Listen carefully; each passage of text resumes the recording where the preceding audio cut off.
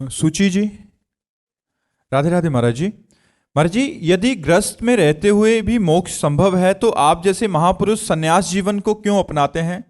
भगवान ने सृष्टि में एक नहीं रचा, अनेक रचा है। एक नहीं रचा, अनेक रचा है। अगर सृष्टि का मंगल अच्छे स्वभाव से होता है तो बुरे स्वभाव वालों को क्यों रचा?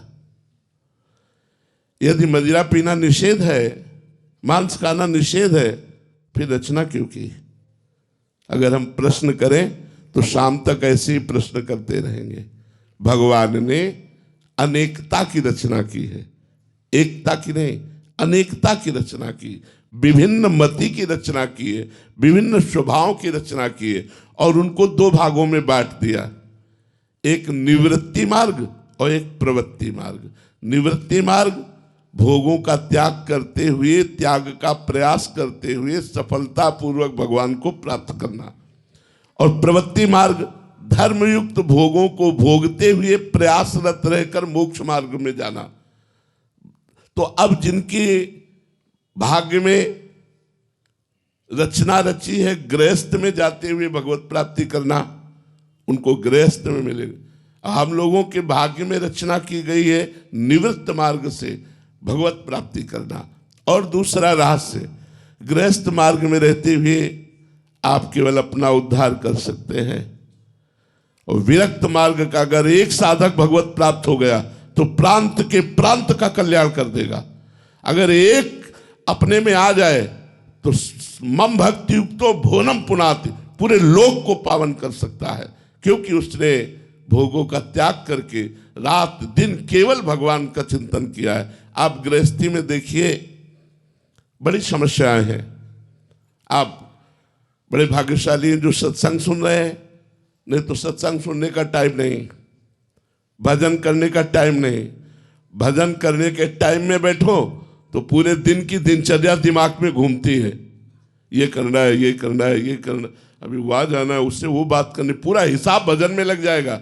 माला चल रहा है लेकिन पूरा हिसाब लग जाए, परसों उसने ऐसा क्यों कहा था, वहाँ ऐसा क्यों हुआ, पूरा प्रश्न उत्तर उसी समय होगा जब आप भजन में बैठे होंगे।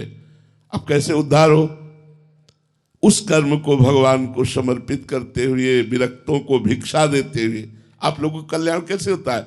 जैसे विरक्त संत जन है, इनको भोजन पवाते, इनको वस्त्र, इनके वास की व्यवस्था, ठाकुर सेवा, समाज सेवा, जितना बना उतना भजन, जितना बना। लेकिन विरक्त के लिए ये नहीं है कि जितना बना, क्योंकि हमारे लिए दूसरा कार्य नहीं, न बच्ची का ब्याह न बच्चे का ब्याह, बच्चा बच्ची तो कुछ है नहीं, न किसानी न नौकरी न व्यापार, केवल एक ही धंधा है, नाम जप, भगवान का भजन। अगर ईमानदारी से हम अपना भजन कर ले गए तो लाखों का कल्याण कर देंगे, लाखों का कल्याण कर देंगे।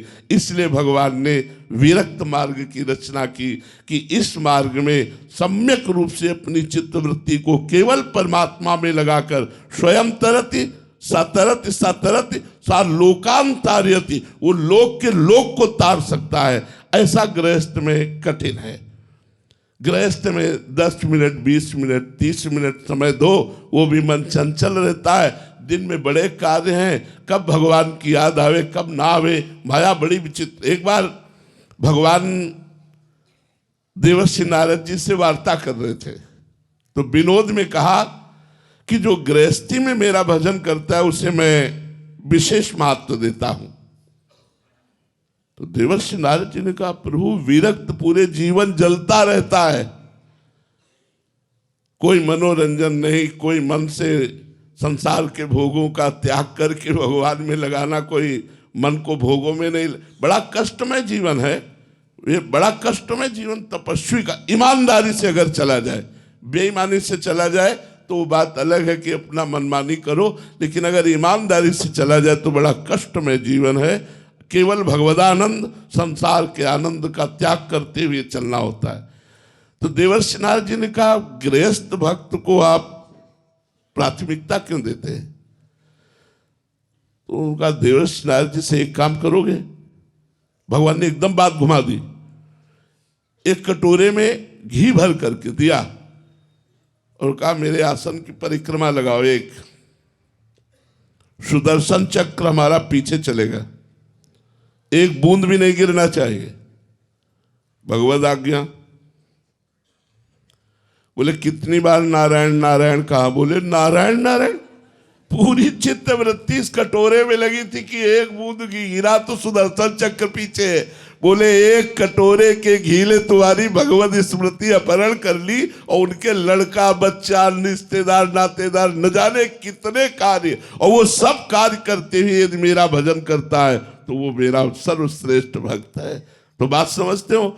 गृहस्थी और विरक्ति ये दो मार्ग भगवान ने बनाए हैं, और दोनों मार्ग अगर अपनी अपनी ईमानदारी से धर्म से चला जाए तो दोनों मार्गों को भगवत प्राप्ति होती है।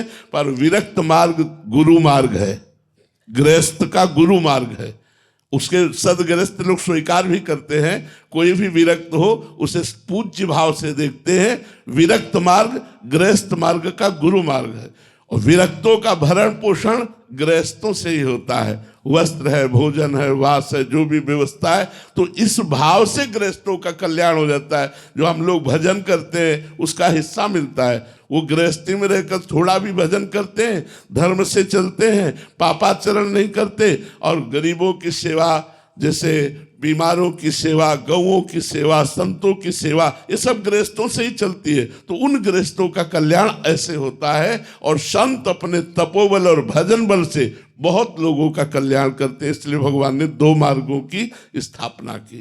तो भगवान ने जिसको जिस मार्ग के लायक चुना उस मार्ग में चला रहे हैं। हम लोगों को चुना, भगवान ने चुना और संसार से खींचकर इस मार्ग में चलाया।